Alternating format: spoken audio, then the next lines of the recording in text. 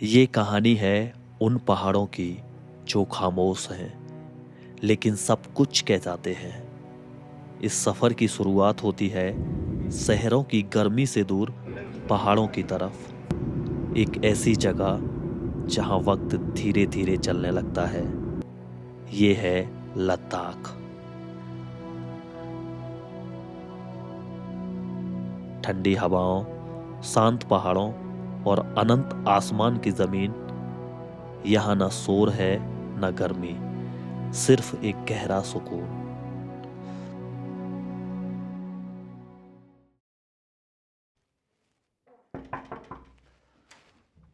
आ जाओ, एक बार आपको रूम टूर कराते हैं। ये है कुछ इस तरह का हमारा रूम, जिसमें हम 2 लोग रहने वाले हैं। यहाँ हमने अपना लगेज रख दिया है। और रूम में एक चीज़ बहुत अच्छी देखने को मिली है। ये देखो, यहाँ से जब आएंगे, ओ वाह, ये है बालकनी। ये यहाँ पे बैठ के हम आराम से अपना एंजॉय कर सकते हैं।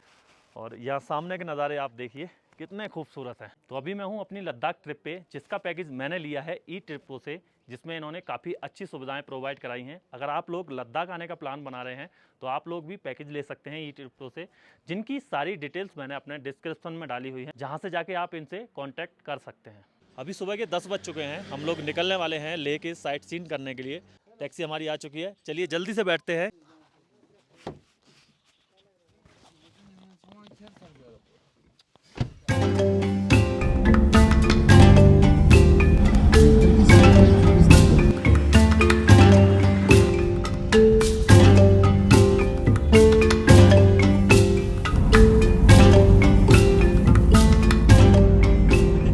सिटी से निकल के अभी मैं पहुंच गया हूं हॉल ऑफ फेम। ये एक म्यूजियम है जो हमारी इंडियन आर्मी ने बनाया है।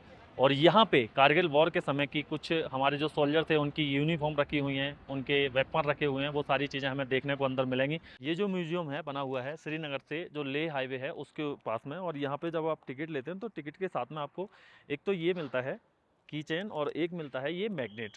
और टिकट है 125 रुपये का। ये है hall of fame, Indian army का बनाया हुआ एक स्पेशल म्यूजियम जो हमारे वीर जवानों को डेडिकेट किया गया है। यहाँ आप देख सकते हैं असली यूनिफॉर्म्स, वेपन्स और वो कहानियाँ जो दिल को छू जाती हैं। चाइनीज ने हमारी 2020 में 20 जवान को चाकू से काट काट के शहीद किया गया था। उन जवान आके यहाँ पे हमारे जवानों को सम्मान कभी नहीं करेगा। आप लोग हैं, हमेशा सम्मान के साथ इनको याद कीजिए, उनकी आत्मा को शांति मिले, हमेशा प्रे कीजिए। हफ्ते में एक बार आधा घंटे के लिए आप लोग हॉल ऑफ फेम में आता है तो आप लोग ऊपर से लेकर नीचे तक लास्ट तक पूरा सम्मान कर कीजिए। ये हमारे लिए बहुत अच्छा फील होता है। आप लोग आते हैं, सभी लोग आके भारत माता की जय करता है। बाहर आप लोग देख लीजिए, इतना बड़ा वार मेमोरियल बना हुआ है। उस वार मेमोरियल के अंदर 1897 शहीदों का नाम लिखा हुआ है। वहां पे दिया जला के रखा हुआ है, वहां पे रीत चढ़ा के रखा हुआ है। वेपन के साथ उनको सलामी होता है। यहाँ पे हम लोग भारत माता के साथ उनको याद करते, सलाम करते हैं। 30 सेकंड के लिए मौन रख के फिर हम लोग कारगिल का ब्रीफिंग शुरू करते हैं। अगर हम लोग इनको सम्मान नहीं करेगा तो आप सुन लेना, यहाँ पे कैप्टन सौरभ कालिया 10 जवान के साथ इंडियन आर्मी द्वारा पेट्रोलिंग के लिए भेजा गया था। एक भी जवान वापस नहीं आया। कहाँ गया वो 10 का 10 जवान? पाकिस्तान ने वहां से जिंदा बंदी बना के ले लिया और उन जवानों के साथ वो वाला हरकत किया जो हम कभी सोच भी नहीं सकता है। 9 जवानों को 3 दिन के अंदर गोली मार के शहीद किया गया। 10वां जो था हमारा कैप्टन सौरभ कालिया था। कैप्टन सौरभ कालिया को 22 दिन जिंदा रखा, 22 का 22 दिन टॉर्चर किया। टॉर्चर करते समय सबसे पहले फर्स्ट डे उसका दोनों आंखें निकाल दिया उन्होंने। वहां पे 10 दिन के अंदर उसका 10 नाखून निकाल दिया। उसकी कान में इतना बड़ा रोड डाल के उसकी बॉडी को 8 पीसेस करके यहाँ पे भेजा जाता है। हम उन शहीदों को यहाँ पे सलाम करते हैं जो इस देश के लिए शहीद होता है, जिन लोगों की वजह से आज हम लोग चैन की नींद सो पा रहा है। अभी आप लोगों ने नाम सुना यहाँ पे कैप्टन विजय थापर 22 साल की उम्र में शहीद हुआ था। कितना उम्र होता है 22 साल? इतना ही छोटा लड़का था। फर्स्ट पोस्टिंग उसको ऑफिसर बनते ही फर्स्ट पोस्टिंग उसको कारगिल के अंदर युद्ध लड़ने के लिए उसको पता चला मैं इसी युद्ध के दौरान शहीद हो जाऊंगा। इसीलिए उसने अपने पापा के नाम 3 दिन पहले एक लेटर लिखा था, इमोशनल वाला लेटर। वो लेटर अभी भी यहाँ पे है, बट वो जवान हमारे बीच में नहीं है। 22 साल की उम्र में उसका जीवन स्टार्ट था। 22 साल की उम्र में इस देश के लिए लड़ते लड़ते एक छोटा सा लड़का 22 साल की उम्र में यहाँ पे शहीद हो गया। अपना सारा कुछ छोड़ के, अपना घर परिवार सब कुछ छोड़ के इस देश के लिए लड़ के शहीद हुए। उन वीर शहीदों को हम यहाँ पे सलाम करते हैं। अभी अभी आप लोगों ने नाम सुना कैप्टन विक्रम बत्रा। एक पोस्ट को, किस पोस्ट को 5140 को रिकैप्चर करने के बाद उसी पोस्ट के अंदर उसको 2 गोली लगा हुआ था। उसी पोस्ट के अंदर उसको प्रमोशन भी हुआ। लेफ्टिनेंट से उसको कैप्टन बनाया था। उसके बाद उसके अफसर ने बताया उसको, बेटा आपकी पैर में गोली लगा हुआ है, मैं आपको आगे युद्ध करने का अलाउ नहीं करूंगा। उसने उस अफसर को क्या रिप्लाई किया, देख लीजिए एक जवान कितना जज्बा होता है। उसकी पैर में गोली लगा हुआ है, सर इस गोली से मेरा कुछ होने वाला नहीं है, अगर मेरी बॉडी में 100 गोली भी लगे तब भी मैं इस देश के लिए लड़ूंगा और इस देश के लिए शहीद हो जाऊंगा। इसीलिए उसके उस जज्बे को देख से उस परमिशन मिला उस फिल्म के अंदर। इसीलिए बोलता है ये दिल मांगे मोर, ये दिल मांगे मोर, इसलिए बोलता है शेरशाह के नाम से।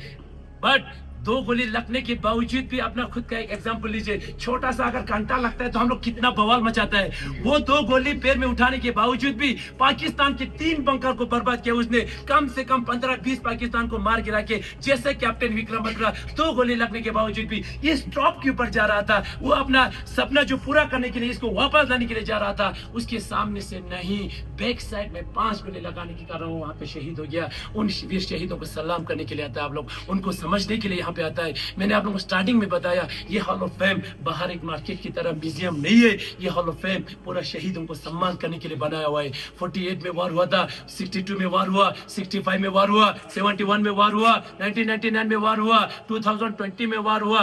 2020 में कौन सा वार हुआ जिसको आप लोग बोलते हैं गलवान, क्या बोलता है गलवान। जो गलवान 1962 में चाइनीज के साथ वार हुआ था, बहुत सारे जवान शहीद हुए थे। उसके अंदर मेजर शैतान सिंह, दान सिंह थापा, वो सारा कुछ वहां पे शहीद होकर उनको वहां पे भी परमवीर चक्र से सम्मानित किया गया था। लद्दाख के अंदर मैंने अभी बताया 7 परमवीर चक्र है, यहाँ पे 4, 62 में 4। उस दौरान जब वॉर खत्म होते समय सीज फायर किया, दोनों मुल्क वेपन का इस्तेमाल नहीं करेंगे बोल के, तब से लेके आज तक वहां पे सीज फायर है। बट हमारे पास 30% जमीन है और उन चाइनीज वालों के पास 70% दिया गया है। हम अपनी 30% को निगरानी रखते हैं। अगर हम इस 30% को भी नहीं देखेंगे तो वो लोग तो पेंगोंग में पहुंच जाएगा, पेंगोंग में पहुंच गया तो ले में आने के लिए कोई देर नहीं होगा। इसीलिए अपनी 30% यहाँ पे क्या हुआ था वाकई इस बार 2020 में, वहां पे LAC बॉर्डर लगता है, लैंड ऑफ एक्चुअल कंट्रोल। मैं इंडियन आर्मी हूँ, सर क्या है वहां पे चाइनीज आर्मी है, बीच में बस इतना ही है।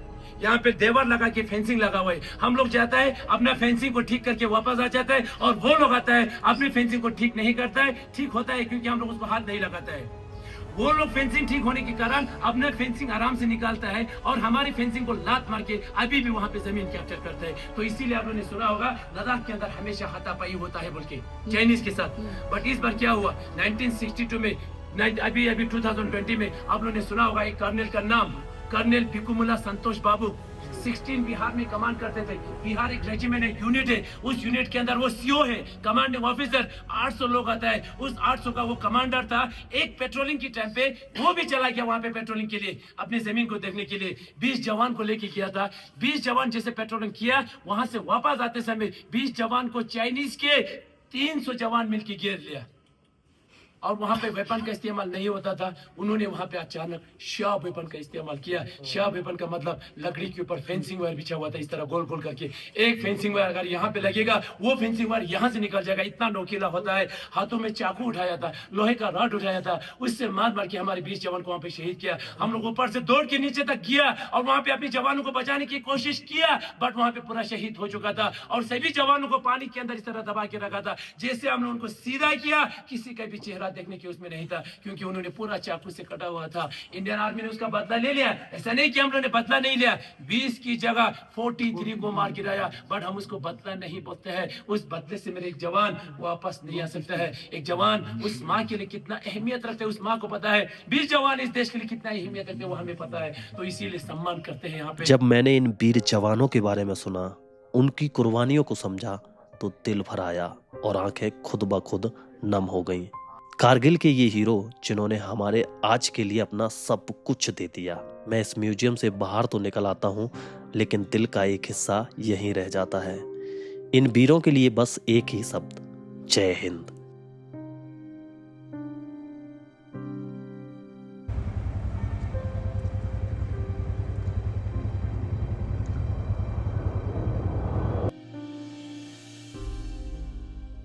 अभी मैं पहुंच चुका हूं स्पितुक मोनेस्ट्री। ये मोनेस्ट्री 11वीं सेंचुरी में बनाई गई थी, लगभग 1000 साल पुरानी है। और यहाँ पे जितने भी टूरिस्ट लेह घूमने के लिए आते हैं वो यहाँ ज़रूर जाते हैं। आप ऊपर देख रहे होंगे, यहाँ पे ये मोनेस्ट्री बनी हुई है और यहीं से आपको लेह का ये है एयरपोर्ट, जहाँ से आपको flight landing and take off करती हुई दिखेंगी। ये नज़ारे काफ़ी खूबसूरत होते हैं और इस तरह के नज़ारे आपको और कहीं भी किसी एयरपोर्ट पर नज़र नहीं आएंगे।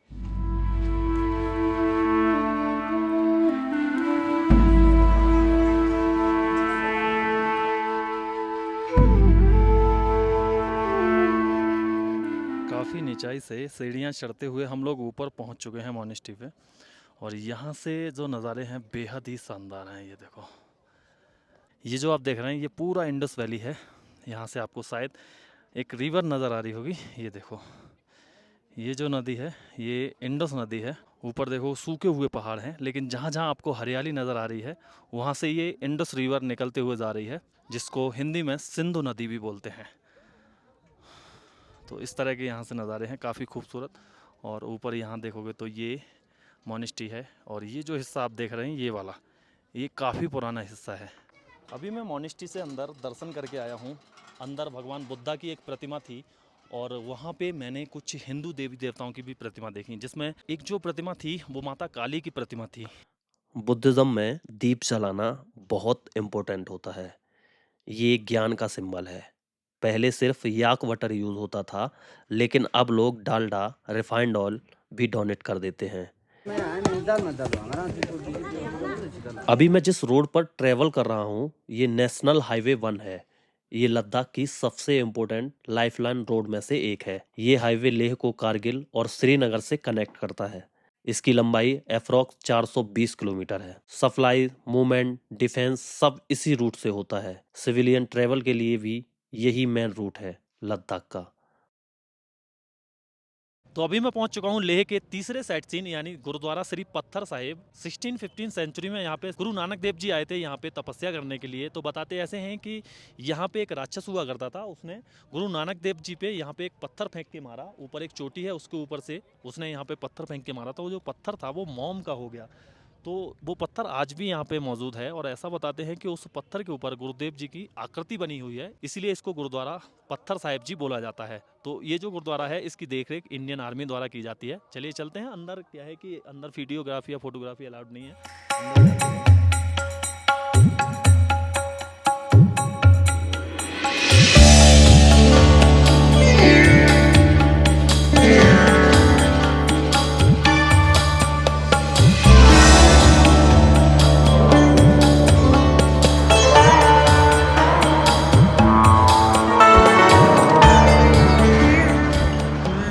लेह से अप्रॉक्स लगभग 30 किलोमीटर दूरी पे ये पड़ता है मैग्नेटिक हिल। लेकिन यहाँ पे ऐसा कुछ मैग्नेटिक तो है नहीं, नो डाउट नज़ारे काफ़ी खूबसूरत हैं। लेकिन जो यहाँ पे बताया जाता है कि मैग्नेटिक हिल है, मतलब अगर आप गाड़ी को छोड़ोगे तो अपने से चलती है। ऊपर की तरफ आप देखोगे तो हाइट है, नीचे की तरफ ढलान है। गाड़ी को अगर पार्क करोगे तो नीचे की तरफ जाती है, जिधर ढलान है उस तरफ। ऐसा कुछ मैग्नेटिक तो यहाँ पे है नहीं, लेकिन नज़ारे वास्तव में काफ़ी खूबसूरत हैं। तो देखते हैं क्या गाड़ी आगे की तरफ जाती है। भाई गाड़ी को बंद कर दो और न्यूट्रल कर दो बिल्कुल, ठीक है। अब ब्रेक छोड़ो इसके। ये तो देखो पीछे की तरफ जा रही है भाई, लेकिन जोर से जा रही है, इतना जोर से तो नहीं जा सकती। ये देखो ये पीछे की तरफ जा रही है क्योंकि पीछे ढलान है। तो भाई इधर तो ढलान है, यहाँ तो गाड़ी वैसे ही चली जाएगी। भाई थोड़ा थोड़ा तो हो सकता है, लेकिन इतना भी ज्यादा ये मैग्नेटिक हिल मुझे तो नहीं लग रहा है, क्योंकि गाड़ी नीचे की तरफ जा रही है और नीचे जबकि पहले से ही ढलान है। अगर गाड़ी ऊपर की तरफ चढ़ती तो मैं मानता कि ये मैग्नेटिक हिल है, ऐसा कुछ नहीं है यहाँ पे।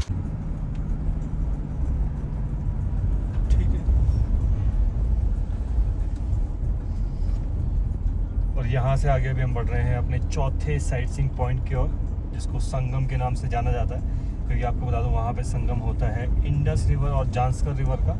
अभी मैं खड़ा हूँ संगम पॉइंट पे। यहाँ पे दो नदियों का संगम होता है, जिसमें एक है जांस्कर रिवर जो जांस्कर वैली की तरफ से आती है और दूसरी है इंडस रिवर। तो ये जो आ रही है ये है इंडस रिवर और इधर से जो आ रही है वो है जांस्कर रिवर। यहाँ पे दोनों नदियों का संगम होता है, इसलिए इस जगह को संगम बोलते हैं। आगे जब दोनों नदी मिलती हैं उसके बाद बनती है ये इंडस रिवर, जो आगे पाकिस्तान की तरफ जाती है और पूरा पाकिस्तान इसी इंडस रिवर का पानी पीता है। और ये वर्ल्ड हाईएस्ट राफ्टिंग पॉइंट भी है, जहाँ पे आप राफ्टिंग भी कर सकते हो। देखो सामने से अगर आप देखोगे तो वहाँ से कुछ लोग राफ्टिंग करते हुए आ रहे हैं, लेकिन आप इंडस रिवर में राफ्टिंग नहीं होती है। राफ्टिंग जो होती है वो जांस्कर रिवर में होती है। तो उधर से मतलब ये आते हैं इधर राफ्टिंग करते हुए, तो यहाँ पे आप राफ्टिंग भी कर सकते हो। जांस्कर रिवर झांस्कर वैली से निकलती है और सिंधु नदी का उद्गम तिब्बत मानसरोवर के पास से होता है। यह लद्दाख से होकर पाकिस्तान में प्रवेश करती है। पाकिस्तान के उत्तरी क्षेत्रों से बहते हुए पूरे देश को पार करती है और अंत में अरेबियन सी में गिरती है। सिंधु नदी पाकिस्तान की सबसे महत्वपूर्ण नदी है। सिंधु नदी सिर्फ एक नदी नहीं बल्कि पाकिस्तान की अर्थव्यवस्था है, इतिहास और अस्तित्व का आधार है। भारत से निकलकर पाकिस्तान को जीवन देने वाली यह नदी दोनों देशों के बीच सहयोग और संवेदनशीलता का भी प्रतीक है। लेह में आप शांति स्तूपा और लेह पैलेस जैसे खूबसूरत जगहों को एक्सप्लोर कर सकते हैं। लेह से लगभग 17 किलोमीटर दूर स्थित है थिकसे मोनेस्ट्री। लद्दाख की सबसे खूबसूरत और बड़ी मोनेस्ट्री में से एक है। ये इंडस वैली के ऊपर एक पहाड़ी पर बना हुआ है और इसका स्ट्रक्चर थोड़ा पोटाला पैलेस तिब्बत जैसा लगता है।